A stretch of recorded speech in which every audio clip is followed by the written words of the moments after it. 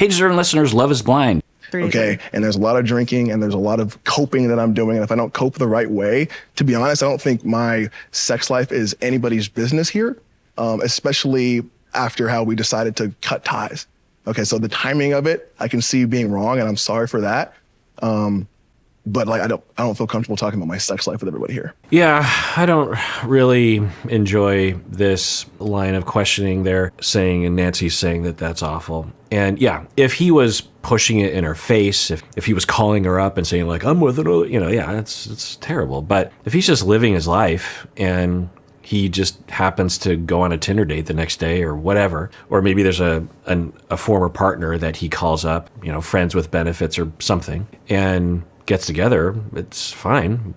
Nancy could, when they break up, unless there's some agreement, then, and again, as long as you're not shoving it in the other person's face and posting it all over public social media, or you're doing it so the other person will see, you're free to do what you want to do. Like, is there a rule there? Like, Bartise can't be with anyone else for a set amount? How much time? What's the rule there? I think that it's good for him to stand up for himself. Unless I'm reading it wrong, I'm guessing you're not going to get a lot of viewers that are going to agree with me, honestly, on this. But I don't know. That's my take. Now, as a therapist, I don't really have a take on that. It's up to people in terms of how they want to value that, how they want to frame it. I'm just talking as a citizen. If I had a friend that was doing that, I would just say, well, don't post that on social media because you could really hurt Nancy. But yeah, live your life. Who brought up sex? We just said you guys are like leading into it. No. So you have a problem with me standing at a club next to a girl? No, about the girl, like you're gonna be with the girl 3 days after. If you really love someone, I really just can't imagine. It's just hurtful. I just can't imagine. I just really. Yeah, you might have trouble imagining, but it does happen. One, I don't know if he was really in love. I think that part of the show was drummed up or emphasized in a certain way.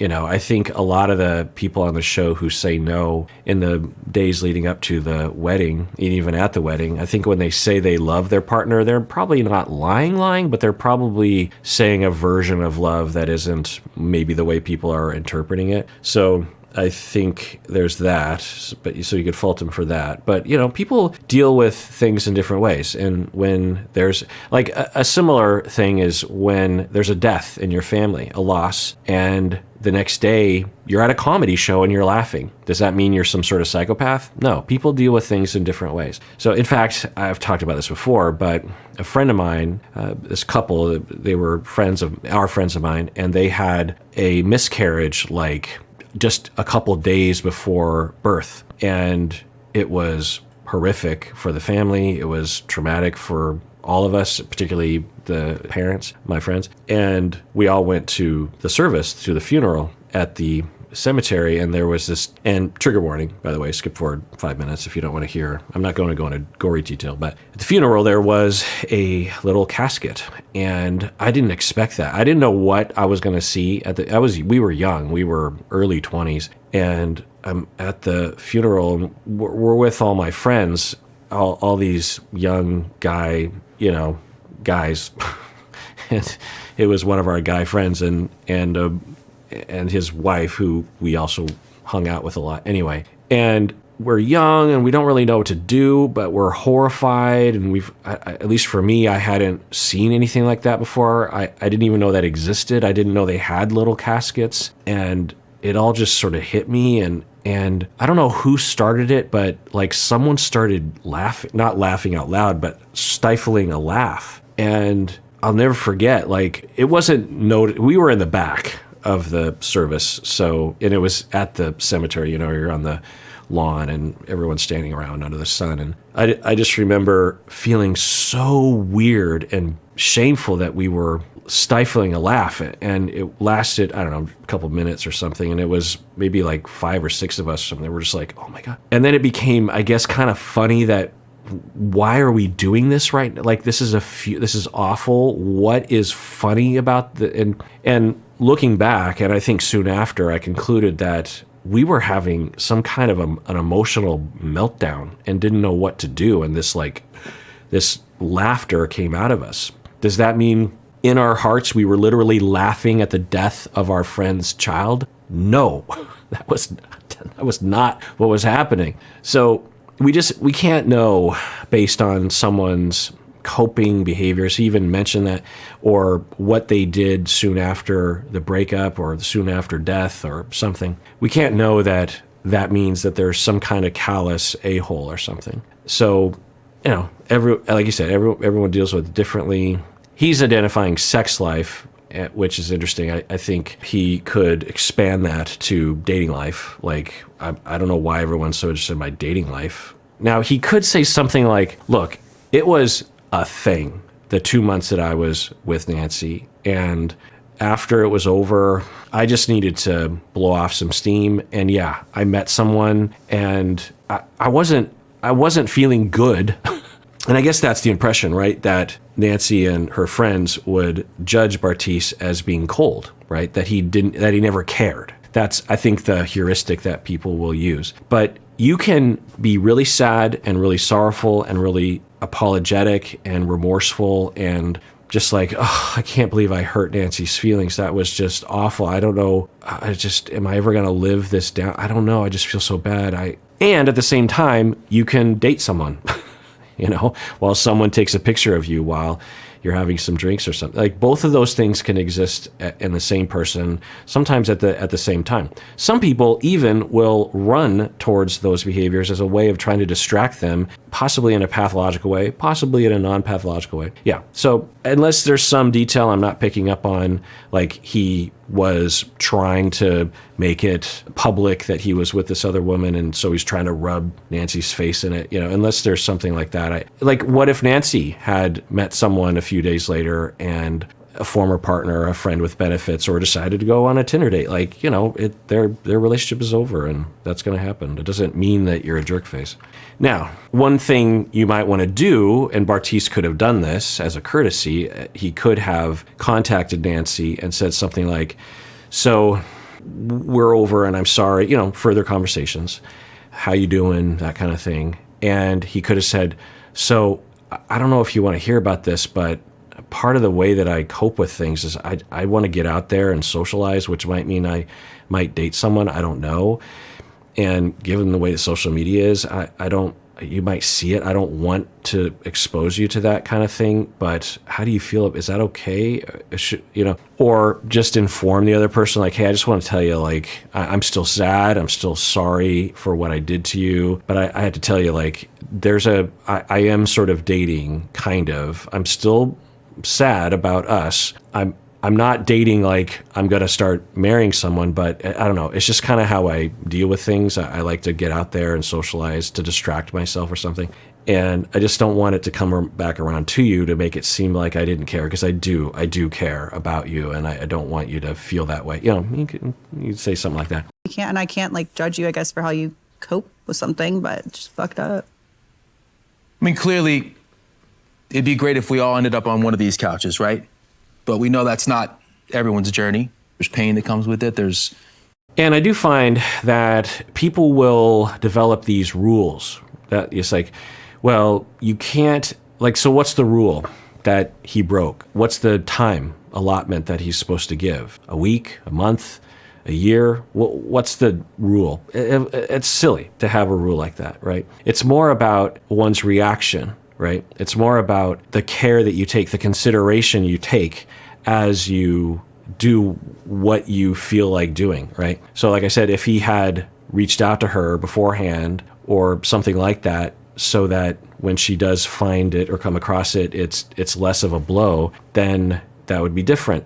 And that should be the rule. Like, it's not that you dated someone, it's that you didn't reach out. Or it's not that you dated someone, it's that you allowed yourself to be in public where people would take pictures of you so that it would be rubbed in her face or something like that. Or your overall kind of vibe was one of lack of consideration for Nancy's feelings, and that was just one seeming part of it. But really, there was an overall thing of you just not caring from the very beginning. And I just think you treated her badly in a number of ways. And maybe that one was a minor example of that, but it was one example. So I feel like there's all these rules that people will develop in society that don't really make a lot of sense. Like an ancillary rule that I will hear people operate from is after a divorce, you shouldn't date someone for a certain amount of time, right? Like there'll be a famous person, and in the news you hear about they finalize their divorce in August, and then in September, September, there's a picture of them, tabloid, of them dating someone else, and that person will be judged. It's like, oh, that guy's a scumbag. That sort of. Well, that is really silly because we don't know the circumstances. For a lot of people, they talk about divorce, in essence, months, if not years prior to the finalization of the divorce. So in all practical purposes, they could have been broken up with each other months prior or years prior to that. So the finalization of the divorce is just the paperwork being finalized. And from the outside, it can look a certain way, but from the inside, it can be really different. Another aspect of this is when you're the one breaking up with someone, which he was, you emotionally will probably leave the relationship much earlier than you actually break up with someone. Now, hopefully you rapidly tell your partner that you're leaving the relationship, but it's not uncommon for someone to struggle with motivation, either outwardly or inwardly. It's just like, I don't know if I want to be in this relationship. And at a certain point, they cross a line where they're like, yeah, I think I'm going to leave this relationship. At that moment, emotionally, they start to deal with the ending of the relationship. Sometimes there can be a bit of a time there, weeks, months, where they're still kind of mulling it over or waiting for the right moment, avoiding maybe. And then they tell their partner, I want to leave you, right? Then at that moment, the partner that's being dumped now begins that process. But the person who is breaking up has already been through an emotional process of letting go and moving on and grieving.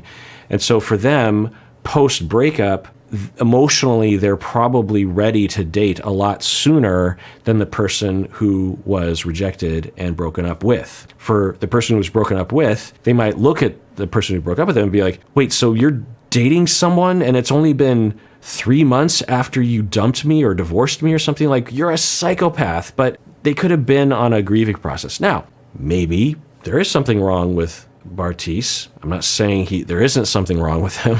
I'm just saying based on what they're reacting to. I just don't think, because the reason why I don't really care about Bartise, he can date whoever. It's not really a hill I want to die on. The hill I want to die on is that people deal with difficulty in different ways. And we have these rules about these sorts of things. Like if I talk about Lindy Chamberlain, Australian woman who had a child that was eaten by a dingo. That was, a baby. A dingo took my baby. That terribly insensitive joke is about a real situation in which a mother watched a dingo carry off her infant into the bush, into the darkness, and the dingo ate the baby, literally. And it was this media sensation in the early 70s. There was a whole movie about it, Meryl Streep. And there's still people today that believe that she was lying, that she murdered her child, and they convicted her of that. Mostly because, and the experts agree, because Lindy Chamberlain,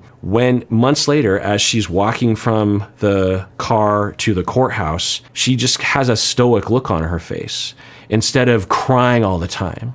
And she's on the stand giving her witness account, and she's not crying. But the way she dealt with it was to shut down.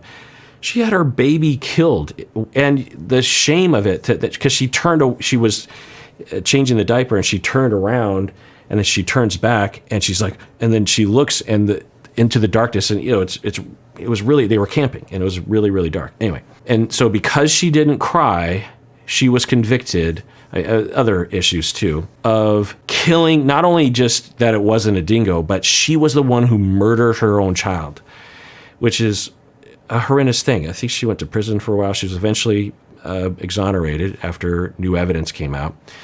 But that hill I will die on, that people have an extreme misunderstanding about the right way that people are supposed to react after a big event. And so Bartise is a minor example of that. Everyone deals with it differently. You can't know someone's heart and mind based on those sorts of behaviors. Now, like I said, because I worry people are going to attack me, I'm always worried about that. I'm not saying that he couldn't have dealt with it better, because he might have been able to deal with it better. He might have gone to Nancy.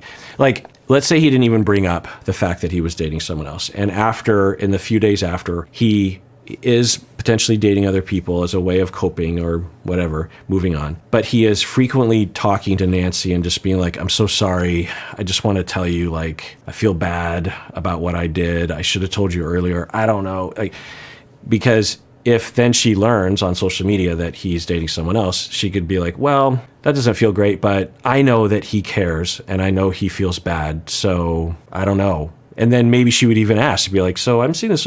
And then there's an opportunity for some communication. So could he have dealt with it better? Sure, probably. Now, I'll also say, and I'm guessing some of you were thinking this, that Bartise might have an issue of coping with difficulty or self-esteem issues by trying to get attention through physicality or dating or something. And he might have pathologically, against his own best interests, dove back into dating again to reassure himself that he's a good person or that he's attractive or something. You know, there's a possibility of that too, but you know, there's just no way to know. All right, well, that does it for that episode. Everyone, please take care of yourself, really, because you deserve it. You really, really do.